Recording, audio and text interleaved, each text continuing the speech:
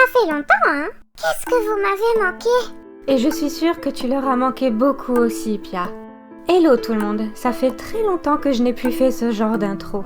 Mais il s'agit d'une occasion particulière car comme vous le savez, j'étais absente plus de 2 mois. Mais c'était nécessaire puisque de toute façon, je n'arrivais plus à me concentrer. On a eu un très mauvais début d'année du côté de notre famille. Donc malheureusement, j'étais très triste, beaucoup trop triste pour faire quoi que ce soit de constructif. Mais je me remets tout doucement en selle.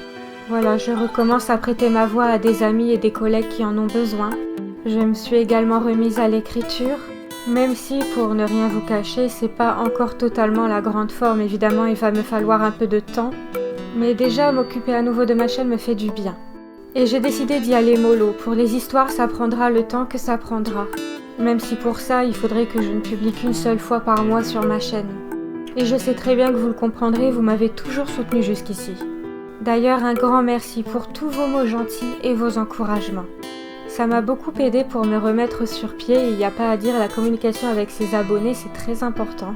C'est pour ça que même si je ne publiais pas de vidéos, je souhaitais toujours continuer à discuter avec vous via l'onglet communauté. Et pour parler d'un autre sujet, j'espère que ce confinement n'est pas trop dur pour certains d'entre vous, que vous faites bien attention à vous et que vous ne sortez que quand c'est nécessaire. Oui, attention, hein? Si vous sortez de chez vous, ça va chier! Pia, ton langage. Ah non, mais je rigole pas, moi, hein? Si j'en vois un dehors, c'est coup de boule! Coup de tête, balayette, bicyclette! Je crois qu'ils ont compris, Pia, pas la peine d'insister. Et maintenant, très chers abonnés, je vais vous présenter aujourd'hui l'histoire que vous attendiez tous depuis longtemps, celle des 1000 abonnés, où je vous ai demandé de participer en me trouvant quelques mots en rapport avec l'Égypte. Donc voilà, elle est là, je vous la présente.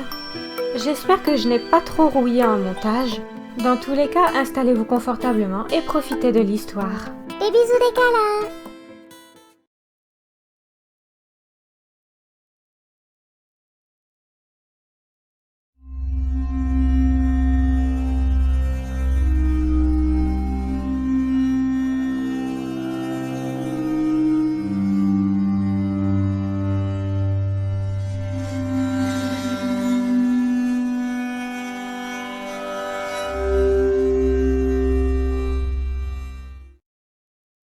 Nous connaissons déjà quelques malédictions égyptiennes, la malédiction de Toutankhamon étant la plus connue. Mais ce qui est sûr, c'est que vous ne connaissez pas la malédiction d'Anubis.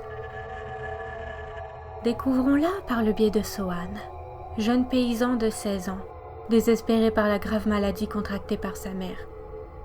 Ses poumons sifflaient de manière inquiétante, son état se dégradait de jour en jour. Lui et sa sœur Shani avait beau prendre soin d'elle et prier les dieux chaque jour, rien n'y faisait. Elle, qui était toujours souriante, voilà que depuis quelque temps, les larmes de rire se transformaient en larmes de douleur. Mais il y avait peut-être encore un dernier espoir. Le temple d'Anubis se trouvait à 2 jours de chameau. Sohan allait lui demander de l'aide en personne. Ils avaient déjà perdu leur père. Hors de question que leur mère le rejoigne. Sohan, tu es vraiment obligée de te rendre là-bas? Je sais pas si je vais réussir à m'occuper de mère sans toi. Tu y arriveras. Je t'ai préparé un mélange de plantes. Tu devras en avoir assez pour 5 ou 6 jours. Mais je serai revenu d'ici là. J'espère que Dieu Anubis ne te punira pas pour avoir osé déranger sa quiétude. Reviens-nous vite, s'il te plaît. Et surtout, n'insiste pas auprès de lui. N'attise pas sa colère. Fais-moi confiance, Shani. Je reviendrai vite. C'est ainsi que Sohan laissa sa mère entre les mains de sa tendre sœur. Le soleil de plomb avait brûlé sa peau hâlée lorsqu'il parvint enfin face à l'entrée de l'immense temple du dieu Anubis, protégé par un imposant champ de ronces. Il but une dernière gorgée d'eau, plus que tiède, et descendit de sa monture. Il n'avait pas le choix, il allait devoir traverser. Il prit une grande inspiration et commença à avancer.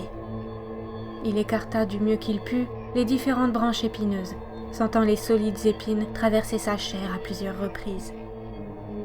Son étoffe se déchirait au fil de sa progression.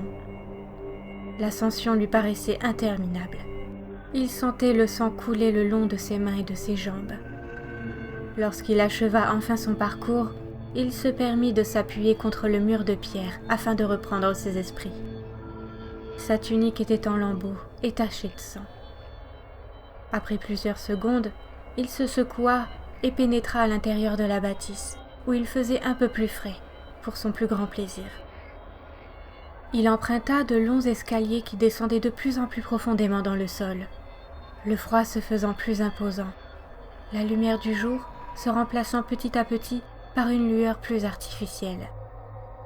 Une fois la dernière marche franchie, Sohan se stoppa. Les torches enflammées éclairaient une arche splendide, où étaient gravés de sublimes scarabées en or. Le jeune homme se saisit d'un flambeau et poursuivit prudemment son chemin. Il arriva dans une pièce tout en longueur, habitée par de nombreux sarcophages aux dorures travaillées, encadrés par les vases canopes contenant les viscères du défunt. C'était un véritable cimetière. Lorsqu'il arriva au bout de cette pièce, il remarqua 2 momies en parfait état à l'entrée du tombeau, en position debout, les bras croisés sous les linceuls légèrement grisés. Il ralentit le pas alors qu'il franchissait la dernière arche, de peur que l'une d'elles se jette sur lui. Et enfin, l'immense statue représentant le célèbre dieu Anubis lui faisait face. Le chemin menant à lui était encadré par une armée de chacals en marbre noir, couchés sur un piédestal. Prudemment, le garçon s'avança, l'écho de ses bruits de pas brisant le silence mortuaire de la pièce. Plus il s'avançait, plus la statue se faisait imposante. Une fois face à elle, Sohan s'inclina, tête au sol. Ô grand dieu Anubis, accorde-moi ton attention. Ton humble serviteur a une requête de la plus haute importance à formuler. Le calme morbide revint durant de longues secondes, jusqu'à ce qu'une voix surnaturelle retentisse. Une voix puissante, faisant trembler le sol et les murs. Anubis souffla ces paroles sacrées. Toi qui es venu jusqu'à moi, qui es-tu? Je ne suis qu'un simple paysan du nom de Sohan, ô grand dieu Anubis. Ma mère est gravement malade. Mes prières n'ont aucun effet sur elle. Je vous en conjure, venez-lui en aide. Quel genre de personne es-tu pour oser demander à un dieu de la mort d'allonger la vie d'un fidèle? Une personne désespérée, grand dieu Anubis. Un silence pesant s'installa, jusqu'à ce que la statue reprenne la parole. Une telle demande requiert un sacrifice de ta part. Es-tu vraiment prêt à tout pour maintenir ta mère en vie? Oui, je suis prêt à tout. Anubis reprit ses paroles sacrées. Moi, Anubis, dieu de la mort et de l'embaumement, décrète que ta mère aura la vie sauve à la seule condition que tu consentes à me servir pour l'éternité. Je ne peux me permettre d'offrir la vie sans recevoir une autre en échange. À ce moment-là, Sohan eut un frisson d'épouvante. Il ne savait absolument pas à quoi s'attendre en servant un dieu.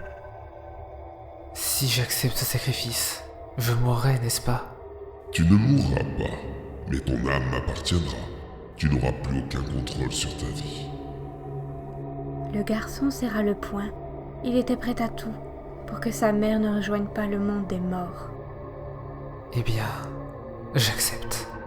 Les flambeaux encadrant le trône d'Anubis s'étouffèrent soudainement. Le froid se fit plus glaçant. Moi, Anubis, dieu des morts et de l'embaumement, déclare qu'à partir d'aujourd'hui et pour l'éternité, ton âme rejoindra celle de mes fidèles serviteurs, sans possibilité de retour. L'armée de chacals se réveilla en silence, avant de prendre une position assise et de hurler de toute leur force.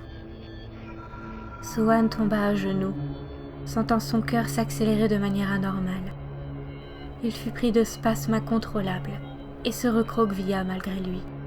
Plus les secondes s'écoulaient, plus il se sentait à l'étroit dans son corps tremblant. Lorsque son regard se posa sur ses mains raidies, il comprit.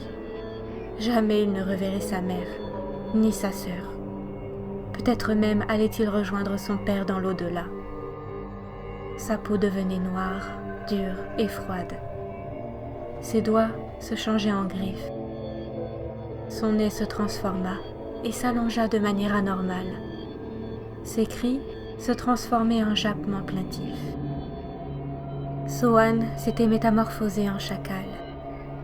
Pris de panique, l'animal couina et recula craintivement, jusqu'à ce qu'il perde totalement l'usage de son corps et de son esprit. Son instinct changea brusquement. À présent, un seul but hantait ses pensées: servir son seul et unique maître. Le pacte était bien clair, une vie contre une autre.